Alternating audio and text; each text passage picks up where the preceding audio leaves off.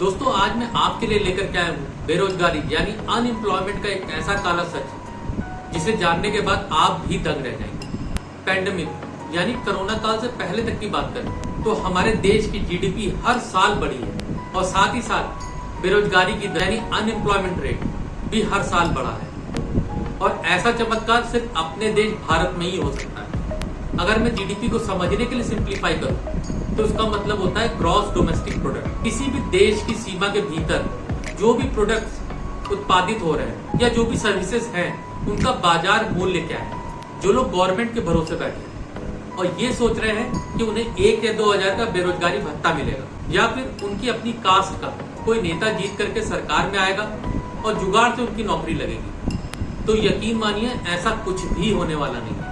क्योंकि WENR की report के हिसाब से हमारे देश में करीब 53 मिलियन लोग बेरोजगार हैं और इस बेरोजगारी अनएम्प्लॉयमेंट से निपटने के लिए कम से कम 10 मिलियन जॉब चाहिए। यानी एवरेज निकाला जाए तो 27,000 नौकरियां पर डे चाहिए, तब जाकर के अगले 12 साल में ये बेरोजगारी की समस्या निपटेगी। और आप खुद सोचिए कि अगले 12 साल में आपकी क्या उम्र होगी। आप कितना भी महिमा मंडल कर ले किसी भी गवर्नमेंट का, ये प्रॉब्लम किसी से भी संभलने वाली नहीं है।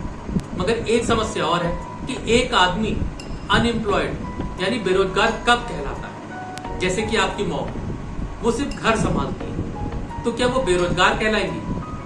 हर वो इंसान जिसकी एज 21 से 59 के बीच है और वो मार्केट रेट और अपनी क्वालिफिकेशन के हिसाब से नौकरी चाहता है मगर उसे नौकरी मिल नहीं पा रही, उसे हम एक्चुअल में अनएम्प्लॉयड यानी बेरोजगार कहते हैं। और जिसकी एज 50 से 59 के बीच है और वो सिर्फ खाता पीता सोता है, तो यकीन मानिए वो घर पे और अपने देश दोनों के ऊपर बर्डन है। क्योंकि वो खाता भी उतना है, रिसोर्सेज भी उतना यूज करता है, पॉल्यूशन यानी प्रदूषण भी उतना ही फैलाता है। और ये लोग ना घर की इकोनॉमी बढ़ा पाते हैं ना ही देश की। तो ये सच है कि घर में जितने लोग भी कमाएंगे घर आपका उतना ही अच्छा चलेगा।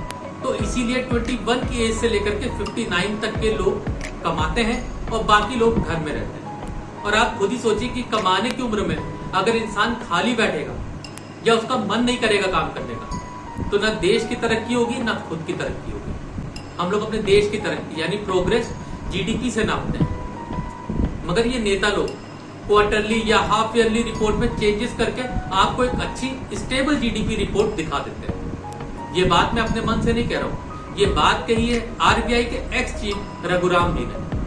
और सच यही है कि जब से देश आजाद हुआ है कोई भी गवर्नमेंट इस बेरोजगारी यानी अनएम्प्लॉयमेंट के इश्यूज को सॉल्व नहीं कर पाई है। और एक्चुअल में बात करूं तो पॉपुलेशन का सिर्फ 10% लोग जीडीपी या देश की इकोनॉमी को बढ़ाने में कंट्रीब्यूट करते हैं और बाकी के 90% डिपेंडेंट है।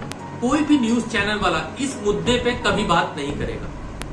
गैस फ्री कर देने से या फ्री लैपटॉप बांटने से इस बेरोजगारी यानी अनएम्प्लॉयमेंट की समस्या सुलझने वाली नहीं है। इसीलिए कोई भी सरकार आपको सही डेटा नहीं देती।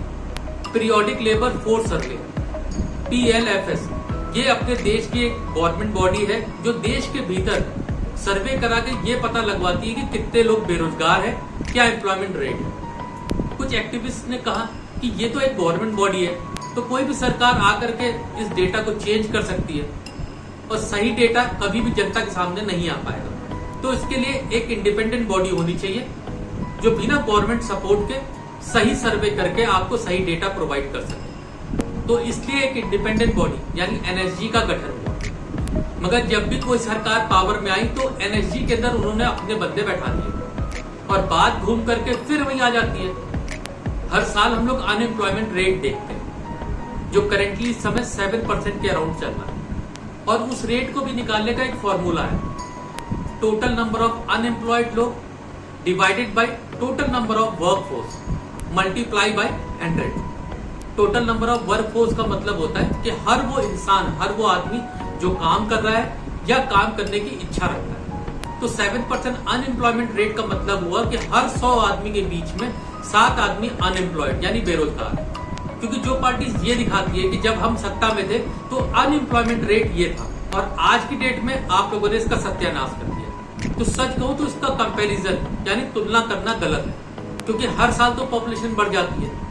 2011-2012 के आंकड़ों को देखिए तो करीब 10 मिलियन लोग अनएम्प्लॉयड यानी बेरोजगार थे और अगर आप 2017 और 18 का आंकड़ा देखेंगे तो यही संख्या बढ़कर के 30 मिलियन हो गई। सबसे इंटरेस्टिंग बात तो यह है कि कितनी ही कंपनीज अपनी एचआर के ऊपर लाखों रुपए खर्च कर रही है सिर्फ इसलिए कि उन्हें नौकरी के लिए एक अच्छे कैंडिडेट्स मिल सके, मगर वो भी नहीं मिल रहे।